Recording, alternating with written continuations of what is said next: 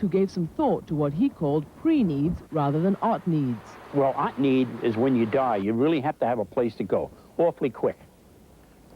Pre-need would be you've looked around and shopped and gotten a nice spot, and possibly a nice location with a good view. But the city is rapidly running out of those. Woodlawn Cemetery has only about 1,000 plots left, so it's moving from below-ground burial to so-called above-ground burial, in wall cribs and increasingly now in mausoleums. Not just private ones, but for the sake of space, public ones, high-rise buildings like this one that towers above the tiny tombstones below and holds 24,000 spaces. They are already sold out, and a new building is going up nearby. But eternal rest in a mausoleum can cost anywhere from $1,500 to $7,000, whereas burial costs between $400 and $1,500. So more and more people across the country are turning to cremation. In New York, that average is about $126.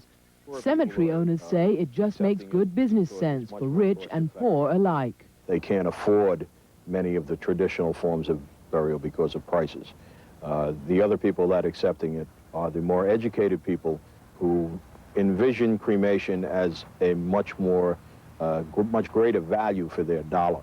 Which just goes to show there's never a wrong time to be counting dollars and cents, especially when it makes good sense in what is, after all, a grave crisis. Christiana Monfour, CNN, New York. Coming up in headline consumer news, the battle over Le Burger heats up in France.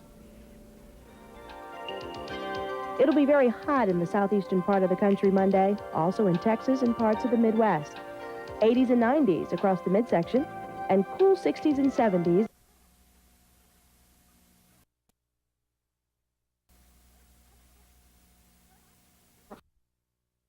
That's why we call it analog. It's an analogy to the original waveform. And in analog recording, you try to replicate or duplicate that waveform exactly, either in the form of wiggles in a groove or magnetic imprint on a tape. Now, in a CD, we use a completely different technique, which we call digital. Digital systems describe and store sound not as an analog of the waveform, but as a sequence of numbers, zeros and ones. In a process called sampling, 1 second of a sound wave is measured 40,000 times. The resulting number